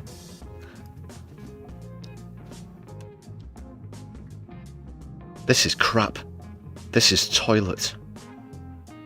As it points out here, the deal will put a huge extra burden on NHS budgets with inevitable harm to NHS patients and staff and extra cost to taxpayers. It gets even better. But Big Pharma will benefit, so that's okay then. Never trust a Tory on the NHS, even if it wears a red rosette, very well said. The Canary. I'll try and remember to stick a link to this article in the description of this stream if you want to check it out in full. But that's a big old chunk of change, and that's our money. There's no such thing as government money, there's just public money.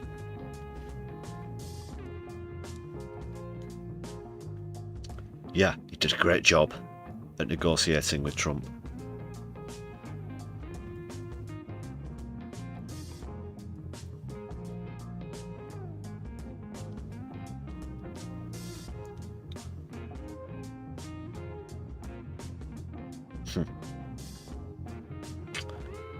My mind just went back to that clip of them on stage when Trump summoned Starmer over.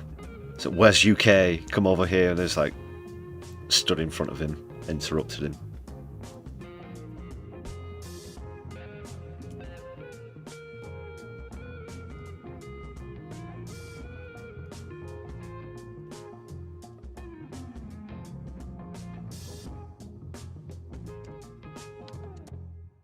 That's all I'll say on that matter, though. Specifically, get on to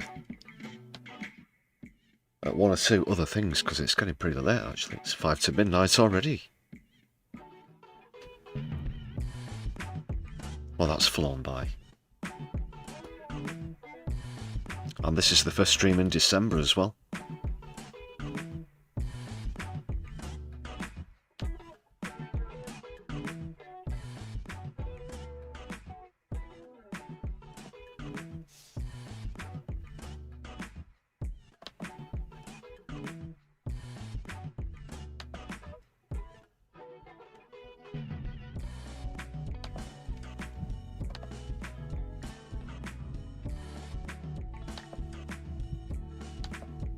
Need to say this about Gaza as well.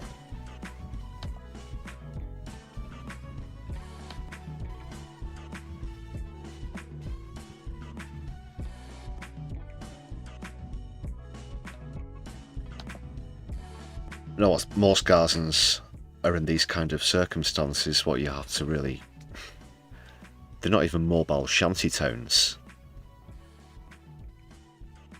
Those that have tents are lucky to do so, as you can see here.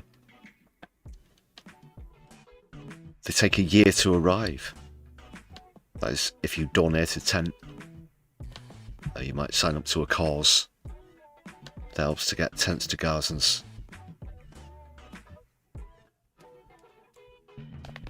1,100 of them, in fact, took more than a year to arrive.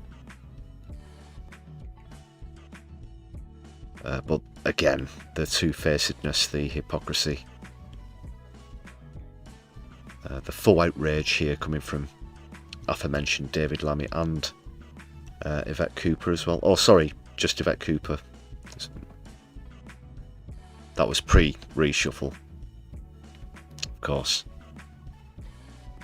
It is getting late, as I said. 2,500 tents and tarpaulins.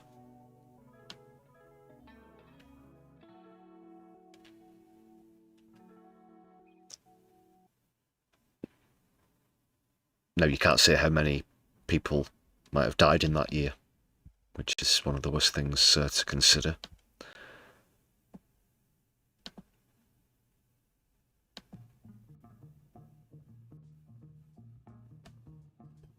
There are only perhaps one or two examples in recent history where the proportion of civilian deaths has been so high.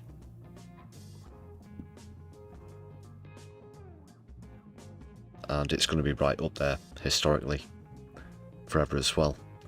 Not just this, of course, still not enough food, water, medicines getting through. But now we find out this shocking statistic about the tents.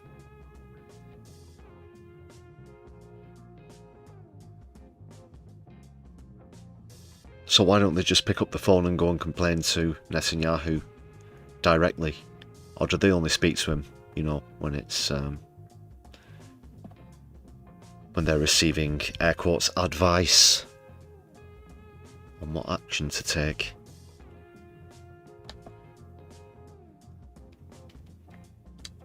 And of course it is a genocide, and they still won't say it.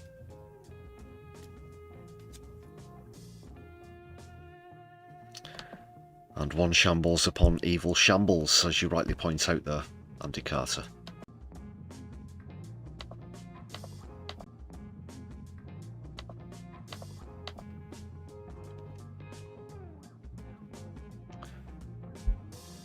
Oh, it is. I think it's back.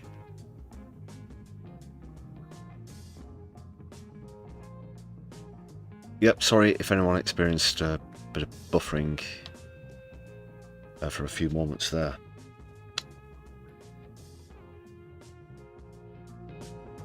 What was I saying? Yeah. Shambles upon shambles. We can rectify this. There are people out there who can sort this out.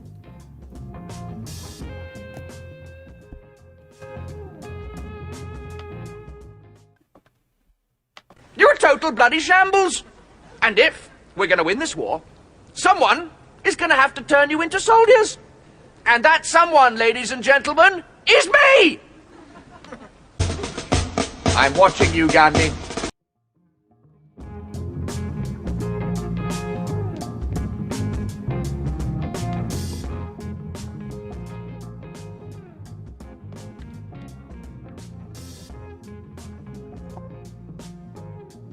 I've just realised there was another clip that I meant to show you when we were talking about the removal of jury trials, but we'd far too gone past that point in the live stream.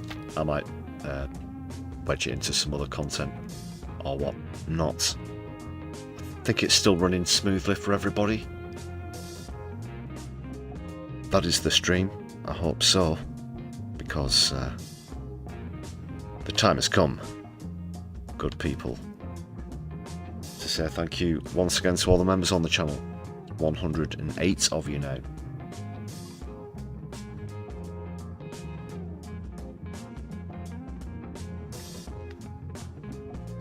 Also, thanks for recent gifted memberships as well as renewing your own. Those who've bought us a coffee on the Buy Me a Coffee page.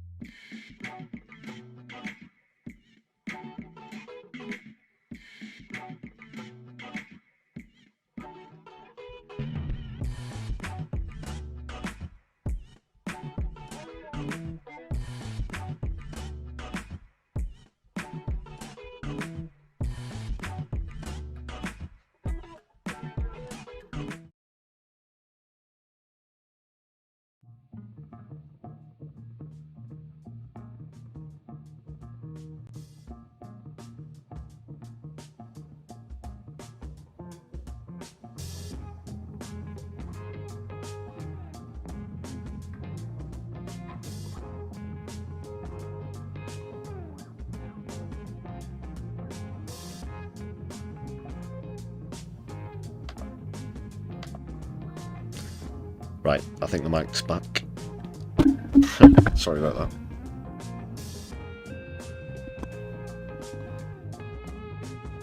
that. I was in the middle of saying I'll leave the poll open till set up the raid, which I'm doing now, whilst I was sorting out the microphone issue. I've only got 2 frigging hands. Yeah, but we'll hopefully do a raid. Let's see who's about. If no one's live, I'll shamelessly raid you into the most recent content on the channel, which is definitely worth checking out. But we've got Helena at No Justice who's live. And also, that was brilliant, very happy for Helena to have recently collaborated with Zach Polanski himself on Bold Politics, no less.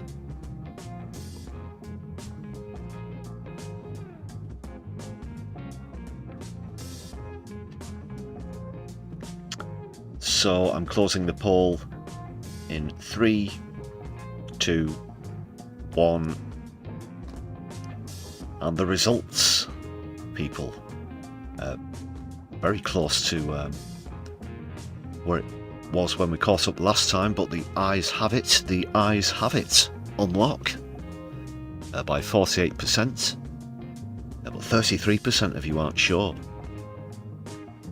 19% of you think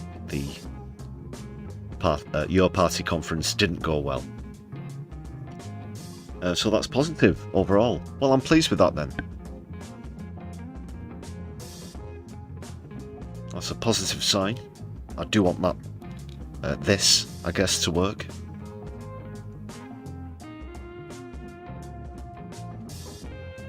So maybe that's all of the bad luck and all of the bullshit out of the way. Let's see how it works out. I guess what's been voted on has been voted on, with leadership, sortition and so on and so forth. So, que succe.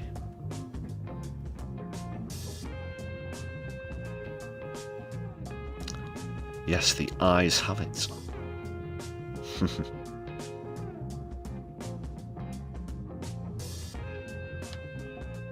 Just getting set up. Yeah, please stick around to the end of the stream. We're about to raid into Helena at No Justice, but that's it from Tuesday Brews Day on the Brews at 10. With me, your humble host Lefty. I'll be back with you for more later in the week. Take care, everybody. My left eye, be seeing you soon. Solidarity. Free Palestine, power to the people. And Sudan and Yemen. And Lebanon, good night.